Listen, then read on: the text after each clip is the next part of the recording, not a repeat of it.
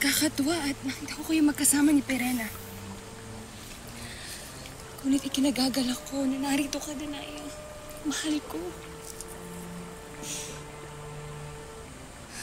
Huwag ka na umiyak, Danaya. Pagkat lalo lamang ako naiiyak sa labis na tuwa. Ikinagagalak ko na pinagtagpo tayo muli ni Emre. Kahit kasumpasin pa itong araw na ito.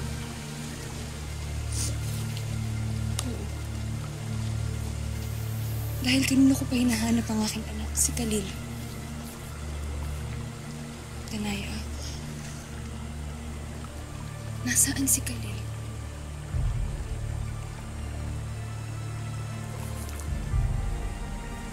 Patawarin mo ako, Alena. Bakit ka humihingi ng tawa, Danaya? May nakapagsabi sa akin na sinama daw siya ni Hagorn yung sinugod nila sila amihan.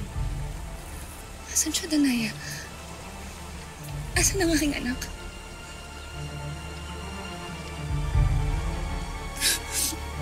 Bakit hindi ka makasagot?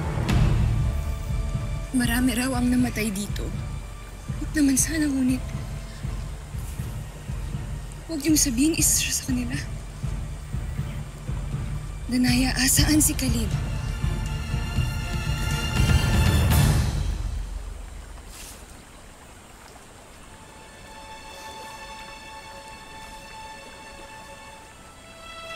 Ayan siya, Alena. Yan si Khalil. Patawarin mo ako, Alena. Ngunit patay na si Khalil.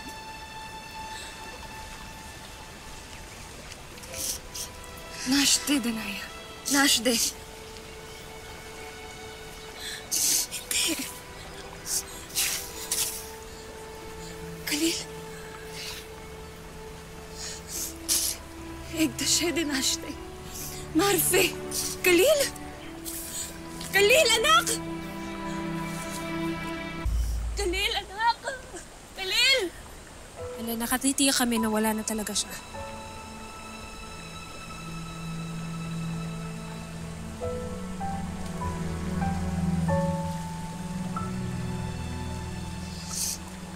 Sino ang pumaslak ni Khalil? Bakit hindi kayo sumasagot? Sino ang pumaslak kay Khalil? Alena. Si Hagorn. Siya ang pumaslang kay Khalil.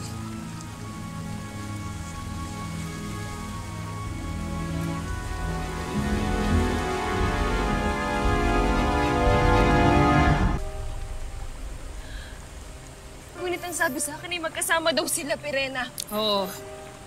Isinama ni Hagorn si Khalil upang makipagdigma ka na Danaya at amihan. Ngunit nang tumuto lang iyong anak, nakita ko mismo si Hagorn ang pumaslang sa kanya. Magbabayad si Hagorn. Magbabayad siya! Magbabayad ang kumitil sa buhay ng aking anak! Sinubukan namin buhayin siya, Alena. Sinubukan namin kumuha ng gintong binhi upang buhayin si Khalil. Ngunit nabigo kami. Alena, kung may iba lang paraan upang buhayin si Khalil eh... Si Evades. Perena, Danaya, kailangan natin dalhin si Khalil kay Evades upang mabuhay siyang muli. Bakit nakatingin lamang kayo? Hindi niyo ba ako tutulungan? Dalhin mo kami kay Evades, Leandro. Ito ba ang tirahan ng sinasabi mong Evades? Ang bunga ng punong iyan ang nakapagbalik sa akin sa dati kong anyo. Natitiyak ako na yung bunga ng puno na yan ay magbabalik sa akin, anak. Kung ganon, tutulungan ko kayong pumitas ng bunga. Tulungan na din kita. Sheda, Danaya! Talaga bang hambog ang mga diwata? Huwag kayong pipitas ng bunga mula sa aking puno nang wala akong pahintulot. Siya si Evades. Ang tagapangalaga ng puno ng buhay. Evades, maaari mo ba akong bigyan ng iyong bunga? Agad-agad ko ito yung papakain sa aking anak.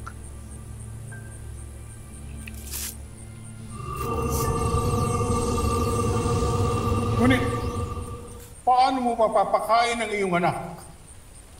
Gayong sinusundo na siya ng mga paru-paro. Kaya na, mga retre. Hindi! Umalis kayo! Hindi papatay ang aking anak! Hindi ko kayo kailangan dito! Umalis kayo! Pakiusap mga retre. Huwag niyo munang kunin ang bangkay hanggat hindi pa handa ang aking kapatid. Evades, tulungan mo ko. Alena, kanina papatay ang iyong anak. Kaya wala na akong magagawang tulong sa kanya. Kahit bigyan pa kita ng buha, tanggapin mo na wala siya. Na hindi mo na siya makakapiling pangmuli. Hindi totoo yan. Hindi papatay ang aking anak. Hindi totoo yan, Evades! Evades, tulungan mo ko. Kinalulungkot ko, Diwata. Wala na akong magagawa. Pashdea ka, Hagorn! Wala ka patawaran ng sakit na itutulot mo sa akin ngayon! Isinusumpa ako. Pagbabayarin ko ang pumaslang sa aking anak! Khalil!